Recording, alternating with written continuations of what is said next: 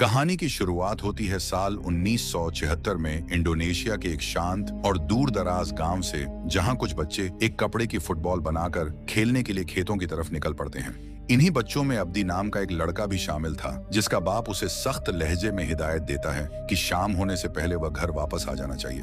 अब्दी भी अपने पिता को बेफिक्र रहने का आश्वासन देता है और मुस्कुराते हुए अपने दोस्तों के साथ खेतों के बीचों बीच पहुंच जाता है। खेतों में पहुंचकर बच्चे फुटबॉल के खेल में इतने मग्न हो जाते हैं कि उन्हें समय बीतने का जरा भी एहसास नहीं होता, क्योंकि धीरे धीरे शाम का सूरज डूबने लगता है और आसमान में गहरा अंधेरा छाने लगता है। ढलती रात का डर देखकर एक एक करके बच्चे अपने अपने घरों की ओर लौटने लगते हैं। लेकिन अब्दी और उसका जिद्दी दोस्त निमित्त अभी भी खेल को जारी रखना चाहते, इसलिए वे वहां खेलते रहते हैं। लेकिन तभी अचानक एक शॉट के साथ उनकी फुटबॉल खेतों की घनी झाड़ियों के गहरे बीचों बीच जाकर गायब हो जाती है। अब तक शाम पूरी तरह से एक अंधेरे में तब्दील हो चुकी थी और तब अब होश से काम लेते हुए अपने दोस्त से कहता है कि अभी अंधेरा होने वाला है, इसलिए हमें बॉल को यहीं खेतों के बीच छोड़ देना चाहिए। लेकिन निमित्त बिना गेंद के वापस जाने से साफ इनकार कर देता है और अकेले ही खेतों के अंदर उसे ढूंढने पड़ जाता है। अब मजबूरन होकर अब्दी को भी ना चाहते हुए उसके पीछे पीछे जाना पड़ता है। जैसे जैसे वे घने खेतों के और अंदर बढ़ते हैं, वातावरण और भी भारी और भयानक होता जाता है। तभी अंधेरे के बीच ध्यान से देखने पर उन्हें एक अजीब लड़की खड़ी दिखाई देती है। उसके हाथों में वही फुटबॉल थी,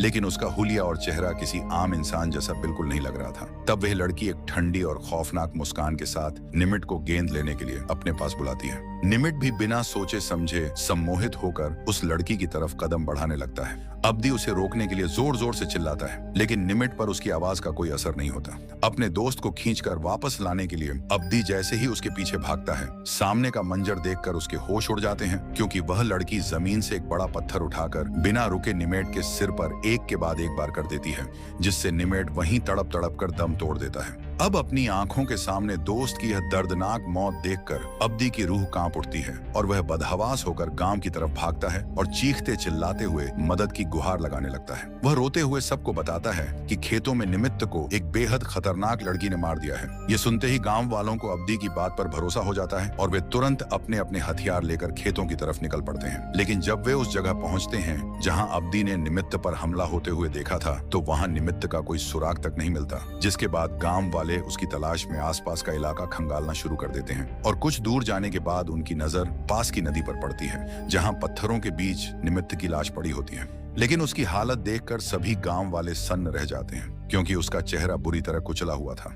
अब अपने बेटे की लाश देखते ही निमित्त का पिता जोर जोर से रोने लगता है। उसे अब्दी की बताई हुई कहानी पर बिल्कुल भी यकीन नहीं होता, क्योंकि अब्दी आखिरी इंसान था जिसे उसके बेटे के साथ देखा गया था। इसलिए उसे शक होता है कि निमित्त का कत्ल अब्दी ने ही किया है और अपने जुर्म को छिपाने के लिए ये झूठी ही कहानी बना रहा है। इसलिए गुस्से में वह अब्दी को सजा देने के लिए आगे बढ़ता है कि तभी गांव के एक ताकतवर परिवार का बुजुर्ग आगे आ जाता है। वह सबकी बातें ध्यान से सुनने के बाद अब्दी का पक्ष लेते हुए कहता है कि उसे इस बच्चे की बात पर पूरा भरोसा है। उसके मुताबिक अब्दी सच बोल रहा है और निमित्त का कत्ल किसी इंसान ने नहीं, बल्कि सुमाला नाम की एक शैतान ने किया है। सुमाला का नाम सुनते ही सभी गांव वाले हैरान रह जाते हैं, क्योंकि उनमें से ज्यादातर लोगों ने यह नाम पहले कभी नहीं सुना था। तभी वह बुजुर्ग सुमाला से जुड़ा एक ऐसा भयानक सच और उसकी कहानी बताना शुरू करता है जो इस गांव के अतीत से जुड़ी हुई थी।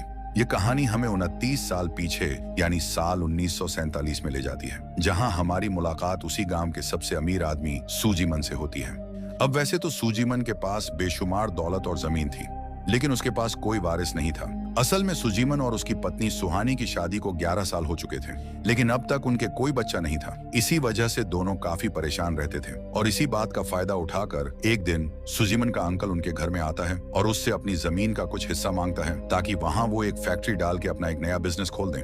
लेकिन सूजीमन उसे जमीन का एक टुकड़ा देने से भी साफ इनकार कर देता है। उसके लिए यह जमीन सिर्फ संपत्ति नहीं थी, बल्कि उसके दादा से मिली हुई विरासत थी, जिसे वह किसी भी हालत में अपने परिवार से दूर नहीं जाने देना चाहता था। लेकिन उसकी यह बात सुनकर उसका अंकल गुस्सा हो जाता है और उसे धमकी देते हुए कहता है कि जल्द ही उसकी सारी जमीन उसके हाथ में आने वाली है, क्योंकि सूजीमन का कोई वारिस नहीं है, जबकि उसके खुद के 3 बच्चे हैं। इसीलिए वह कोर्ट जाकर सूजीमन की जमीन पर अपना हक जताने की बात कहता है। तभी वहां सूजीमन की पत्नी सुहानी आ जाती है।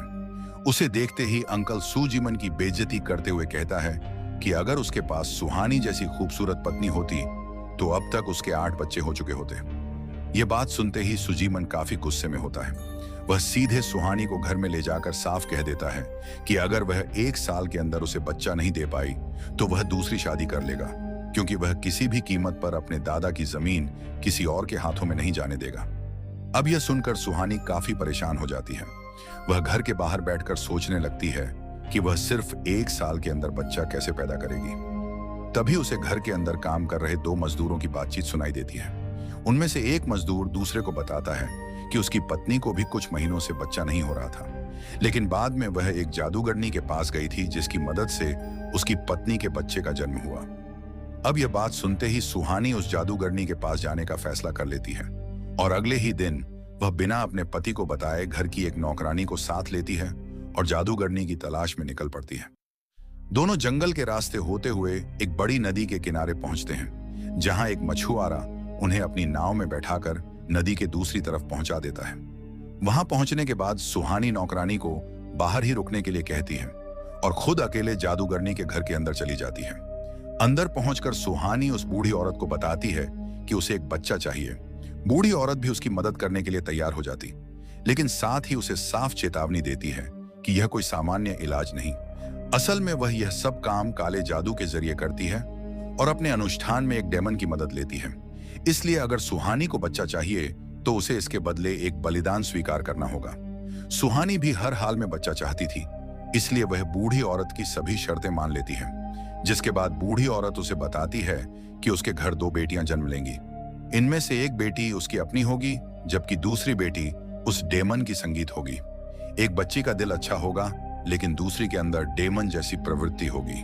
फिर बूढ़ी औरत सुहानी को सख्त चेतावनी देती है कि दोनों बच्चियों के साथ अगले 10 साल तक बिल्कुल बराबर का व्यवहार करना होगा। ऐसा नहीं होना चाहिए कि वह अपनी बेटी से प्यार करें और डेमन की बेटी के साथ बुरा बर्ताव करें, और अगर उसने उस बच्ची को किसी भी तरह का नुकसान पहुंचाया तो उसकी पूरी फैमिली की जिंदगी बर्बाद हो जाएगी।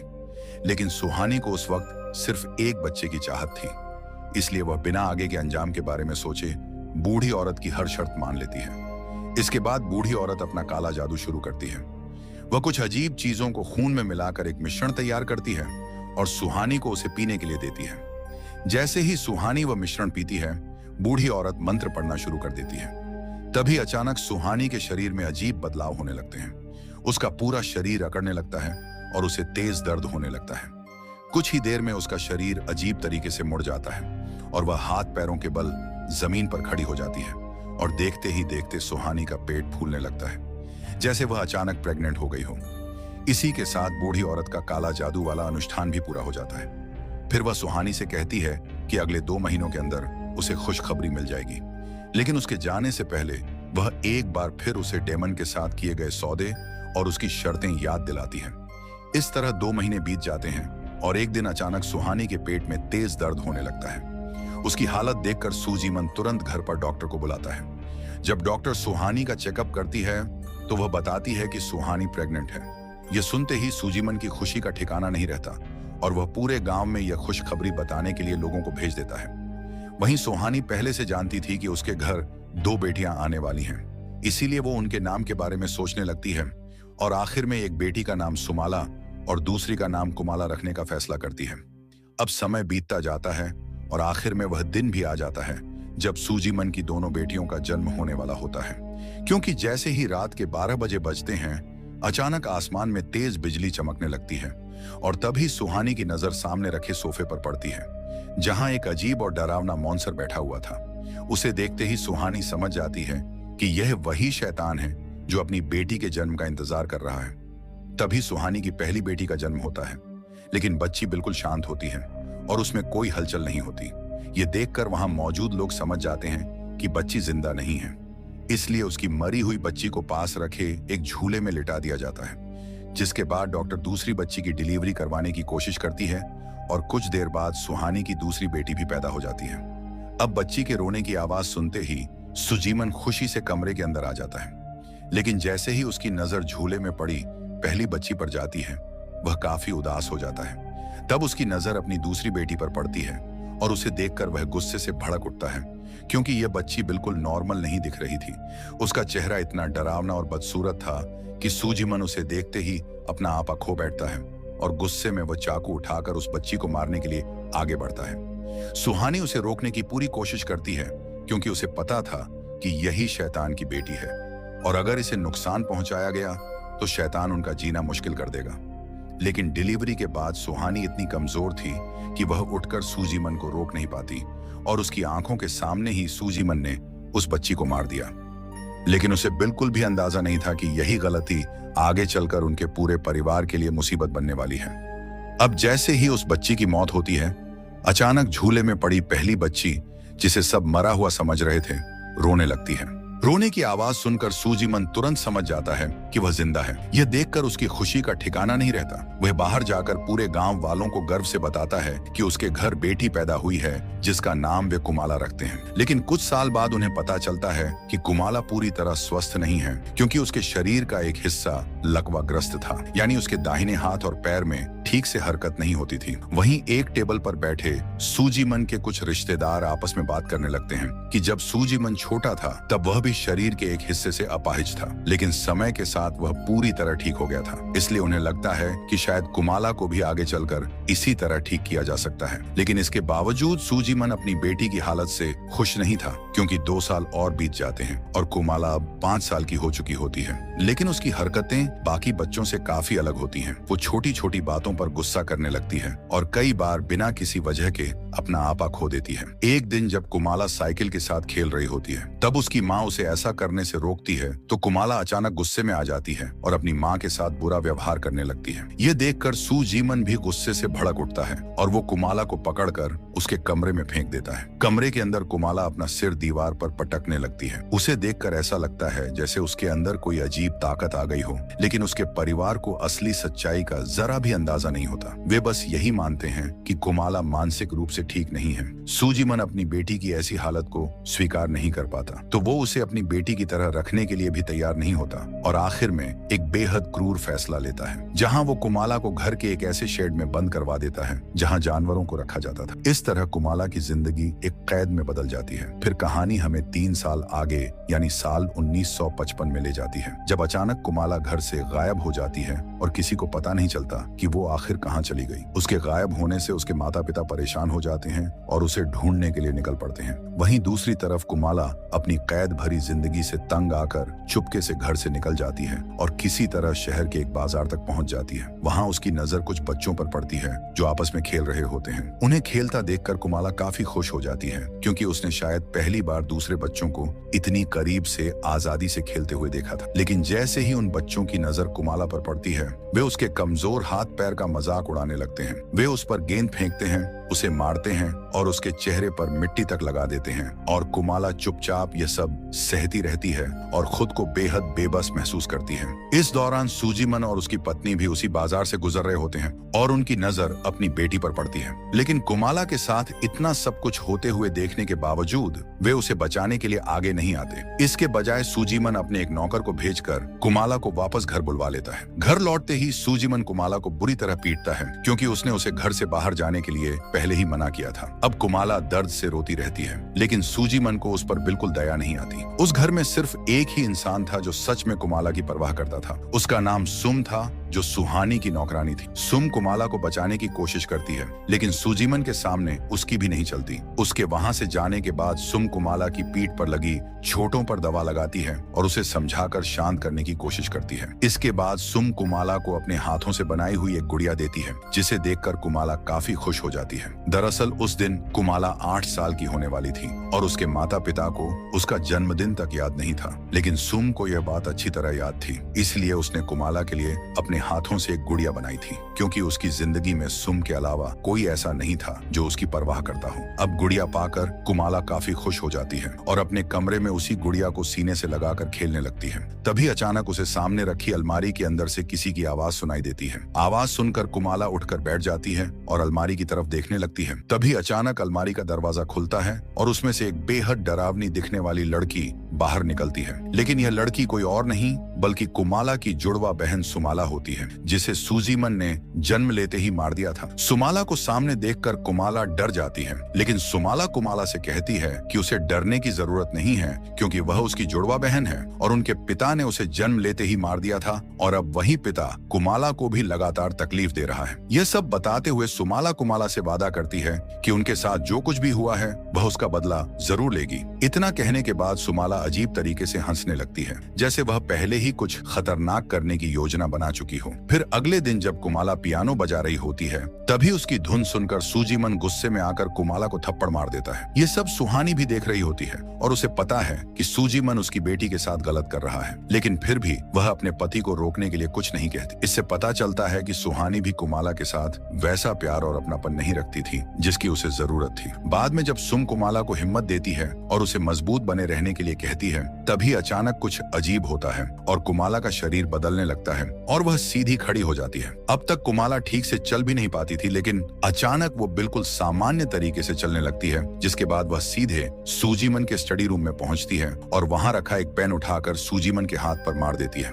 अब यह देखकर उसका गुस्सा और बढ़ जाता है, क्योंकि कुमाला ने उसके साथ ऐसा व्यवहार करने की हिम्मत की थी। जिसके बाद सूजीमन कुमाला को एक क्रॉस से बांध देता है और उसे गांव के बाहर तेज धूप में छोड़ देता है, जिससे कुमाला दर्द और कमजोरी से वहीं तड़पती रहती है, लेकिन उसे बचाने के लिए कोई भी आगे नहीं आता। अब अपनी बहन के साथ हो रही इस क्रूरता का बदला लेने के लिए सुमाला की आत्मा कुछ करने का फैसला करती है और उस रात जब कुमाला अपने परिवार के साथ खाना खा रही होती है, तभी सुमाला की आत्मा कुमाला के शरीर पर कब्जा कर लेती है और देखते ही देखते कुमाला खाने की टेबल पर चढ़ जाती है और वहीं पेशाब कर देती है। यह देखकर सूजीमन का गुस्सा 7वें आसमान पर पहुंच जाता है और वह तुरंत घर के नौकर को आदेश देता है कि कुमाला को दोबारा जानवरों वाले शेड में बंद कर दिया जाए। लेकिन इससे पहले कि नौकर कुमाला को पकड़ पाता, कुमाला उस पर हमला कर देती है। इस दौरान सुहानी की नजर सामने लगे शीशे पर पड़ती है और उसमें उसे साफ दिखाई देता है कि यह सब कुमाला खुद नहीं कर रही, बल्कि उसके शरीर के जरिए सुमाला की आत्मा यह सब करवा रही है। यह सच्चाई देखकर सुहानी बुरी तरह घबरा जाती है। तभी कुमाला तेजी से घर से बाहर भाग जाती है और सुहानी और सुम भी उसके पीछे दौड़ने लगती हैं। दोनों उसका पीछा करते हुए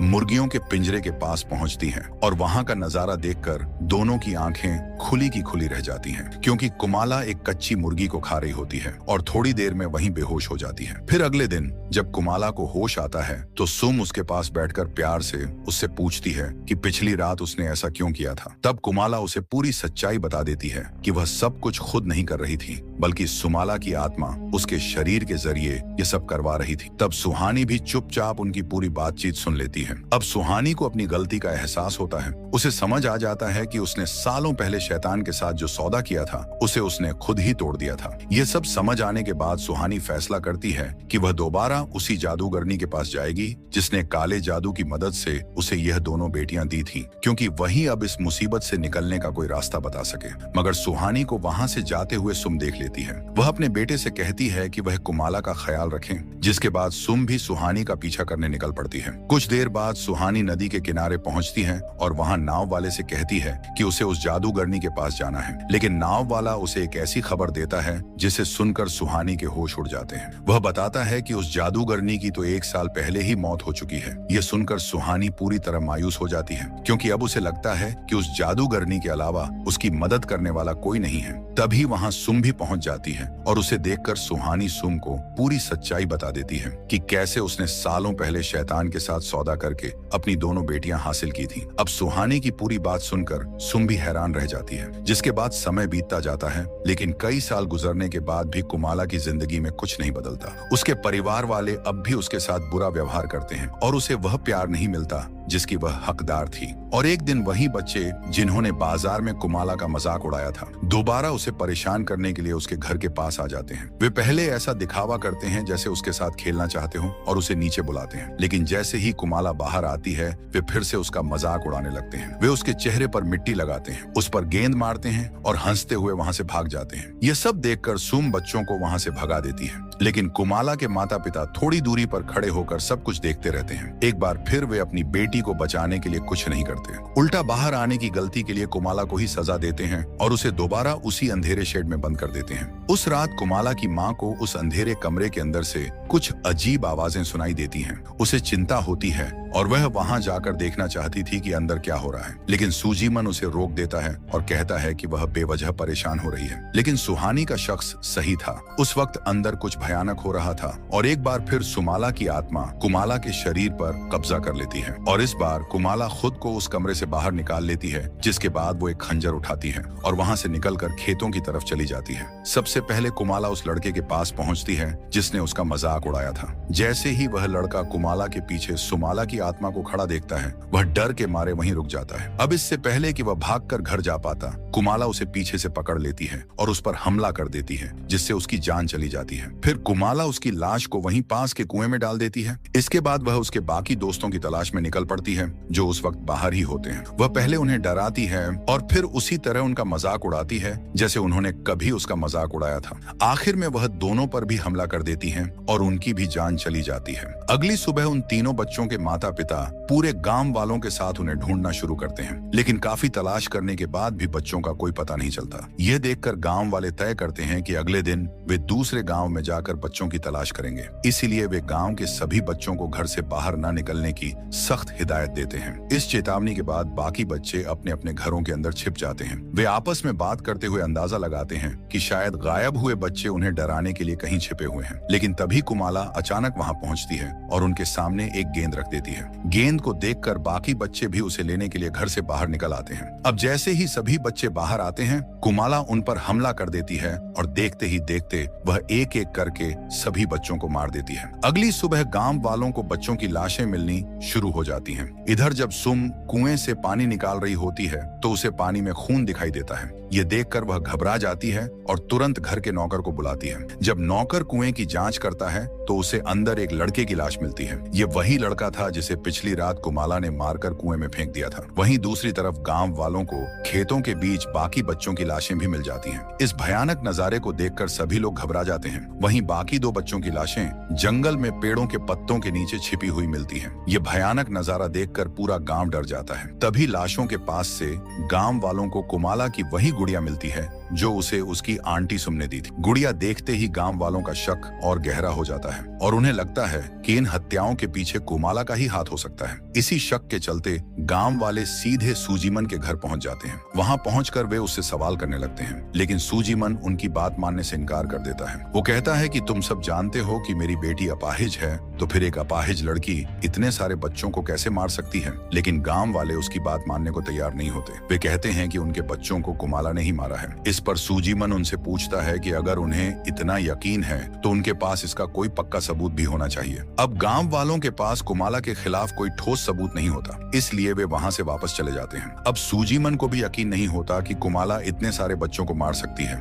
लेकिन तभी उसे याद आता है कि कई बार कुमाला अचानक बिल्कुल सामान्य तरीके से चलने लगती थी और उसका व्यवहार भी अजीब हो जाता था। इससे उसके मन में शक और गहरा हो जाता है। फिर उसके मन में एक और सवाल आता है, अगर कुमाला रात में उस शेड के अंदर बंद थी तो वह बाहर निकलकर इन बच्चों तक पहुंची कैसे। इसका जवाब जानने के लिए सुजीमन सीधे उस शेड में जाता है। वहां उसे एक बड़ा सा छेद दिखाई देता है जिसे कुछ बोरियों से ढका गया था। यह देखकर उसे समझ आ जाता है कि कुमाला इसी रास्ते से बाहर निकल रही थी। अब सुजीमन को यकीन हो जाता है कि इन हत्याओं का कुमाला से कोई ना कोई संबंध जरूर है। तभी डर के मारे सुहानी पहली बार सुजीमन के सामने पूरी सच्चाई बताती है। वह कहती है कि यह सब कुमाला नहीं कर रही, बल्कि सुमाला की आत्मा उसके शरीर के जरिए यह सब करवा रही है। इसके बाद सुहानी सुजीमन को बताती है कि कैसे उसने सालों पहले शैतान के साथ सौदा करके अपनी दोनों बेटियों को हासिल किया था। यह सब सुनकर सुजीमन के होश उड़ जाते हैं, जिसके बाद वह खुद कुमाला से बात करने के लिए उसके पास जाता है। इस बार वह कुमाला से बड़े प्यार से बात करता है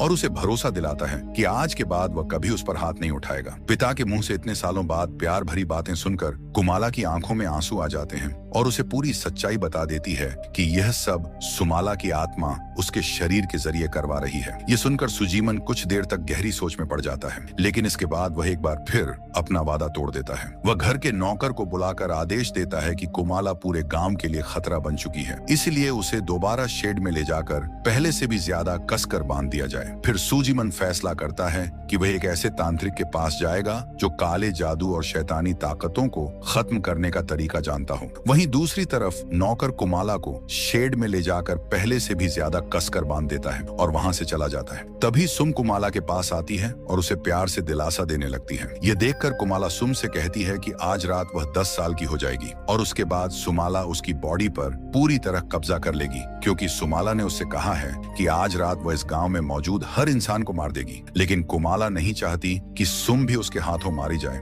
इसलिए वह सुम से कहती है कि वह अभी इसी वक्त गांव छोड़कर कहीं दूर चली जाए, क्योंकि आज रात इस पूरे गांव में मौत का खेल शुरू होने वाला है। मगर सुम कुमाला को अकेला छोड़कर जाने के लिए तैयार नहीं होती। ये देखकर कुमाला उसे समझाती है कि अगर वह सच में उसे खुश देखना चाहती है तो उसे यहाँ से चले जाना चाहिए। साथ ही कुमाला पिछले इतने सालों तक उसका साथ देने और उसकी देखभाल करने के लिए सुम का शुक्रिया अदा करती है। अब हार मानकर सुम रोते हुए कुमाला को आखिरी बार गले लगाती है और अपने बेटे को लेकर सूजीमन के घर से दूर निकल जाती है। रास्ते में उसका बेटा अपनी माँ से बार बार पूछता है कि वे घर क्यों छोड़कर जा रहे हैं, जबकि वहाँ उन्हें खाने पीने की कोई कमी नहीं थी। लेकिन सुम उसे कुछ नहीं बताती और चुपचाप अपने बेटे को लेकर गांव से दूर निकल जाती है। वहीं दूसरी तरफ सुजीमन एक तांत्रिक के पास पहुंच जाता है। वह तांत्रिक को अपनी पत्नी द्वारा किए गए सौदे और अब तक हुई पूरी घटना के बारे में बताता है। यह सुनकर तांत्रिक कुछ मंत्र पढ़ता है और अचानक उसकी आंखें पूरी तरह सफेद हो जाती हैं। इसके बाद वह सुजीमन को बताता है कि उसने शैतान की बेटी को मारकर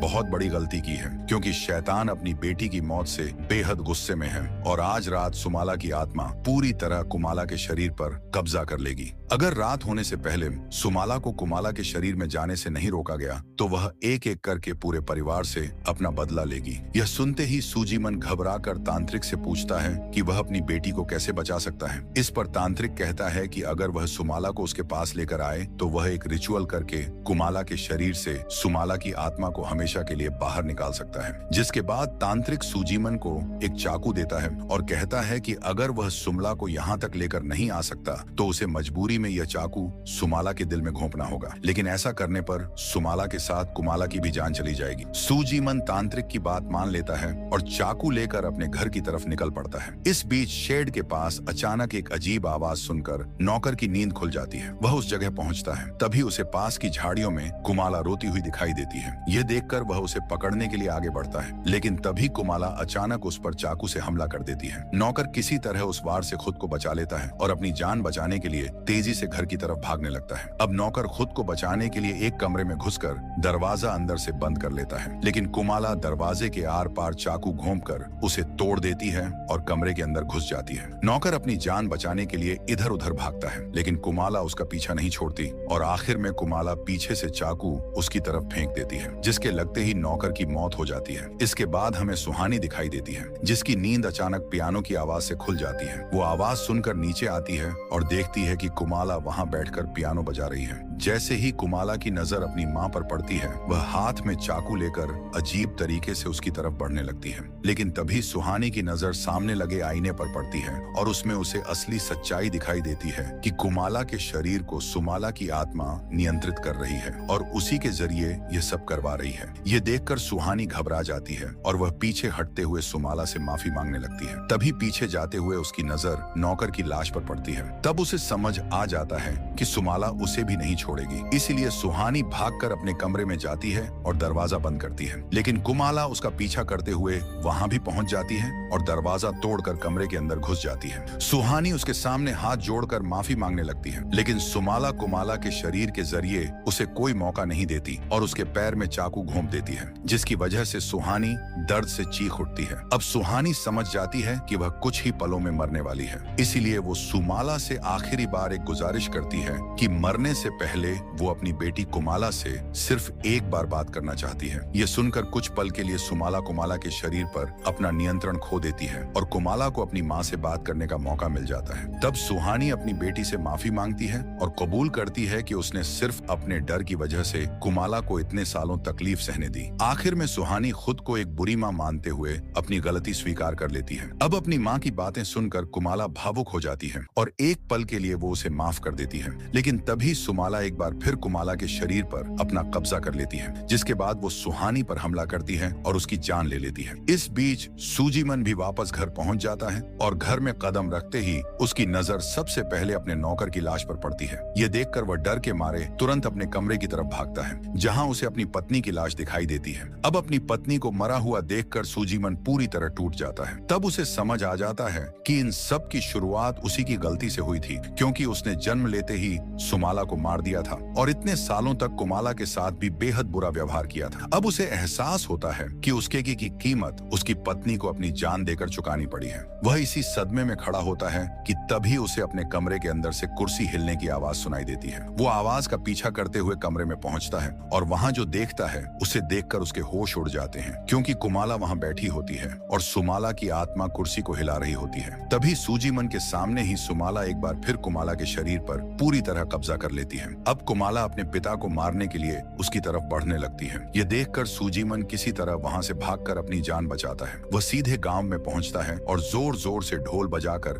सभी गांव वालों को जगा देता है। जब गांव वाले उसके आसपास इकट्ठा होते हैं तो सूजीमन उन्हें बताता है कि उसकी पत्नी और नौकर दोनों की हत्या हो चुकी है। ये सुनते ही गांव वाले सूजीमन के साथ उसके घर की तरफ चल पड़ते हैं। वहां पहुंचकर जब उन्हें उसकी पत्नी और नौकर की लाशें दिखाई देती हैं, तो सभी लोग हैरान रह जाते हैं। लेकिन सूजीमन गांव वालों को यह नहीं बताता कि इन दोनों की हत्या कुमाला ने की है। वह सिर्फ इतना कहता है कि कुमाला को ढूंढो और उसे किसी तांत्रिक के पास लेकर जाना होगा। मगर यह सुनते ही गांव वालों को काफी कुछ समझ आ जाता है। उन्हें शक हो जाता है कि सूजीमन की पत्नी और नौकर की हत्या भी कुमाला ने ही की है। साथ ही उन्हें गांव में पहले मारे गए बच्चों की घटनाएं भी याद आ जाती हैं। यह सोचकर गांव वाले गुस्से से भर जाते हैं और कुमाला को मारने का फैसला कर लेते हैं। लेकिन सूजीमन जानता था कि कुमाला को यूं ही मारना सही नहीं होगा। इससे पहले कि वह गांव वालों को पूरी सच्चाई समझा पाता, वे कुमाला की तलाश में वहां से निकल जाते। अब सूजीमन खुद भी कुमाला को ढूंढने निकल पड़ता है। तभी उसकी नजर कुमाला पर पड़ती है, लेकिन अगले ही पल कुमाला वहां से भागकर जंगल की तरफ चली जाती है। सूजीमन भी उसका पीछा करते हुए खेतों की तरफ बढ़ जाता है। तभी अचानक अंधेरे से कुमाला उस पर हमला कर देती है। अपनी जान बचाने के लिए सूजीमन पास पड़ा एक पत्थर उठाकर उसके सिर पर मार देता है, जिसके लगते ही कुमाला बेहोश होकर जमीन पर गिर जाती है। फिर वह खंजर उठाकर कुमाला को मारने के लिए आगे बढ़ता है, लेकिन वह ऐसा नहीं कर पाता। उसे अंदर से पता था कि इन सब के लिए कुमाला पूरी तरह जिम्मेदार नहीं है। साथ ही सूजीमन को इस बात का भी पछतावा होने लगता है कि उसने कभी कुमाला को अपनी बेटी की तरह प्यार नहीं किया। जिसके बाद वह कुमाला को एक बोरे में डालकर अपने साथ ले जाने की कोशिश करता है, लेकिन कुछ ही देर बाद उसे पता चलता है कि बोरा खाली है। कुमाला एक बार फिर वहां से निकल चुकी थी। तब अचानक कुमाला दोबारा